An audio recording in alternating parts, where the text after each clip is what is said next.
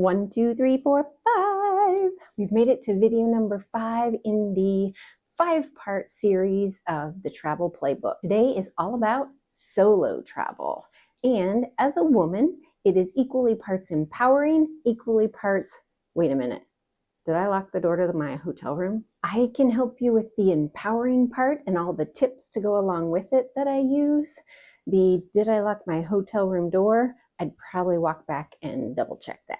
As that pilot wife lady, I share all of my experiences of traveling over 30 plus years so that we can travel well, travel light, and travel in your kind of style, even when we're traveling solo. Today finishes up my 5-part series. I will link below the whole series if you haven't seen any of the past 4. Goes over packing tip, personal item bag, airport tips. I mean, it covers everything. Today is going to be when I travel on my own. I am a little bit more reserved. I'm more of your, what's the word, introvert, extrovert. I change things up just for my own confidence and my own safety and sanity. Tip number 1 is planning smart but not stressful. When I travel solo, I look more closely at where my location is, specifically my hotel location. I don't do Airbnbs when I'm by myself. I always do a hotel. I want to make sure that's in the right neighborhood because I do like to do a lot of walking.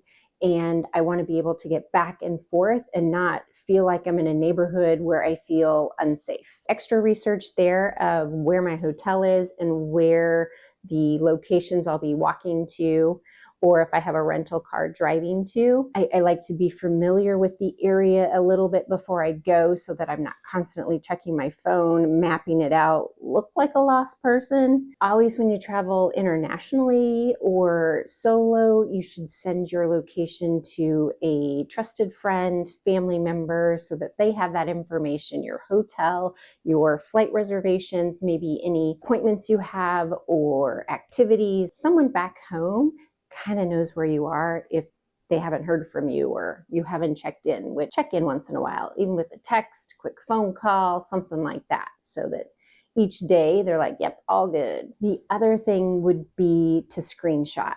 I'm a screenshot fanatic or a photo fanatic. So when I go to the airport, I photo where I parked the car, what lane it is, what stall it is. Don't have to rely solely on my memory. And as well as cell service, Wi-Fi service isn't 100%. So by screenshotting things, I can look back on that if my phone is not in service, as well as any reservations, anything map-wise. Do your Google Maps offline, especially from the airport to your hotel. If you need it, don't have service, you have a map there in front of you that can get you in your direction that you need to go. The TripIt app is a great app to have on your phone. It's one of my favorites, where you can get travel information, all that's available, say from the airport to your hotel, distance, the time, the cost. If you haven't before, take a look at that app. I have 15 of my favorite apps. I have a free download that's in the description down there if you want to take a peek at those. Helpful things that when you're on your trip solo or with a group, make things easier and keep things organized for you. Or very least, put everything in a notes app. OneNote with all your reservations, everything in there, so you're just looking at that one thing and not searching a text or searching an email where you're distracted. That's the biggest thing. No distractions. Look it up, got it, on my way. Tip number 2 is safety is your superpower. No matter how you slice it, that's the key when solo traveling, is always have safety top of mind. Doesn't mean you have to be paranoid or completely freaked out about it, but simply being aware of it keeps things top of mind. And trust your gut. If something doesn't feel right, it probably isn't. And don't worry about making someone feel bad. You take Uber, the driver just seems off or something doesn't match up right, and they're like, no, it's good, it's good. Nope, you can always cancel. Safety first. Grab a taxi some other way. Don't do it. Don't second guess yourself. Just don't do it. I always arrive daylight hours at my destination. I may have to start out early morning, but when I arrive in an unfamiliar place, it's always nice to be in the daylight. It's just more secure for me. I can see for miles. And piece number 3 in this safety is some type of crossbody bag, always.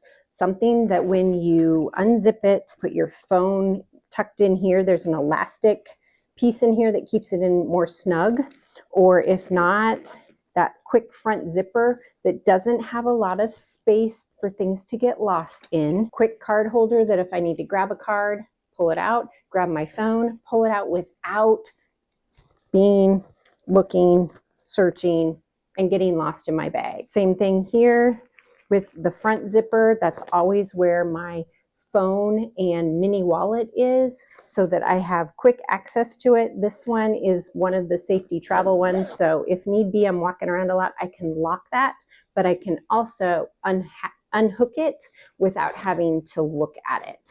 Anything that keeps me undistracted is a plus in any bag that you have while you're strolling around town or doing your excursions. Always keep your valuables split up. When I travel, so this crossbody has card holders in there, so I would keep one credit card, RFID card blocking in there, cash, but then I'll keep a separate smaller wallet that has either a debit card or a different credit card with cash as a backup in a different location, whether that is in a front belt that's tucked in my pants, whether that's in a backpack, whether that's back in the hotel room, so that if something happens, they're in 2 different places and it's not all gone. Safety within the hotel at night. Always, of course, you double lock them. I also put stuff a towel underneath the door of my hotel room. Not only does it cut out the light, but it also kind of is another deterrent. So in that door, it's a stopper. There are also door alarms. I can link some of those below if that makes you feel more secure, that latch onto hotel doors. I know a lot of flight attendants and things use this, so that's another option. Just something so you feel secure to sleep at night. Along with that is when I'm out during the days, I always put up the do not disturb sign. I don't need my room cleaned every day. I just need some fresh towels, which you can pick up at the desk. No one needs to be in my room. So by leaving that out on the door, the maid service, no one should be in your room. And sometimes when they're latched really tight, you kind of tuck that inside the door. So it's another little visual of it should be in the same spot when you get back to your room. Pack like a pro, tip number 3. In video number 2 in this Travel Playbook series, I do have all sorts of packing tips put together in that video. So have a peek at that one. Even if you're not traveling solo, you can pick up some new packing tips that I use that way. When I go solo, I always pack light. I pack in a personal item and a carry-on bag only, because it keeps you light, mobile. It's not lugging a big suitcase. Even if you are going by taxi, rental car, anything like that, you're still gonna have to lug that suitcase from baggage claim to your car to your hotel. Being mobile, it's so much better. Never have I met someone who says, I really wish I would have packed a bigger suitcase. Maybe you are, could be. Comment below, let me know, what are the advantages? I could be missing something. I don't like to stand out. I like to blend in more depending on where I'm at. If you are traveling internationally with different cultures, make sure you research cultural fashion so that it fits in more and you're not standing out screaming, I'm a tourist. Blending in is a good thing when you're traveling solo, is kind of meshing in with the culture, meshing in with the attire, not being that neon yellow sticking out in the middle of a crowd. The other things to pack are a portable charger, non-negotiable, batteries, mapping things out. They get drained quickly. So sometimes I'll even pack 2 portable chargers, just because I think that's one of my biggest fears, is my phone dying and being out where I'm not familiar and not being able to figure it out because I got a dead phone. Another way to keep your bag light is toiletry bag.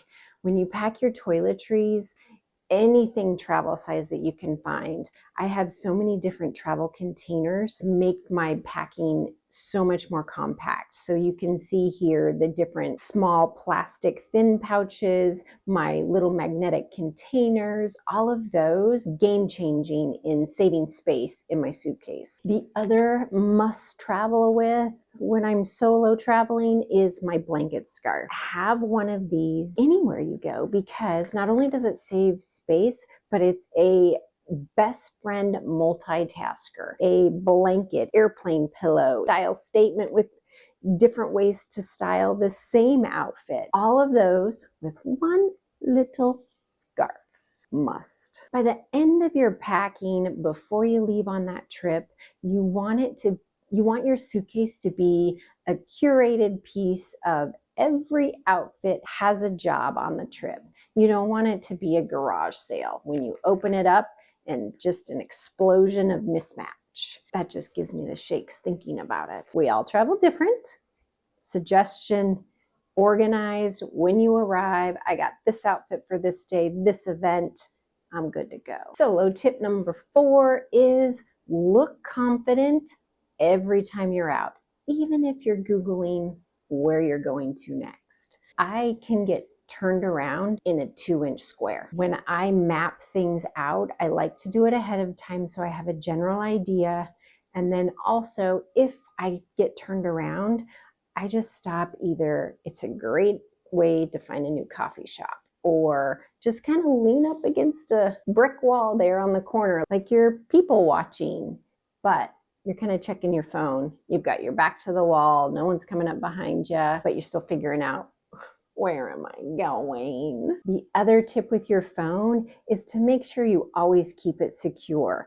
Like, I don't wear it dangling from my wrist. I wouldn't do that because there are times where you're out and walking around, or if you're walking on a sidewalk and it's easy for someone on a bike to come up and snatch that phone and away they go, and there's no way you're going to catch them. And there just went your whole entire life down the road. I know London is having a very big problem with bike snatchers. Keeping that phone either in your crossbody bag, in your belt bag, somewhere that it's not just swinging around saying, here's my phone. I always like, when we go to different countries, always mortified my kids. When we went to London, I like to take up a British accent, or anywhere you go and they have an accent, which I love all accents. Can't do them very well, so that's probably why they're embarrassed. Putting yourself in character, and that kind of just builds up that confidence a little bit, so that when you are out soloing around, nobody has to know if I'm totally lost, I don't know where I'm going, what am I gonna do? Nobody has to know that. It's just all up here. Tip number 5 is to connect without oversharing. Part of travel is experiencing different cultures, different people. I love all of that. And I've seen why people are traveling, where they're traveling from, but not overshare so much information that you're giving away the farm. When you're traveling solo and you're going back to your room on your own, don't share where your hotel is. Don't overshare what day you're coming, what day you're leaving, where you're going next. Make it more of a casual conversation without giving all of those details away. Don't know who these people are. I'm sure majority of them fabulous. I'm not willing to take that chance with just that one mean person. And I don't announce that I'm solo traveling. It's always, hey, I'm meeting a friend. And whether I am or not, I will probably always share that I am meeting up with a friend, or meeting up with my son or my daughter or my husband, just because I want that feeling of, oh, they are meeting up with someone, someone's expecting me. I haven't done this yet, but another way to solo travel is with excursions.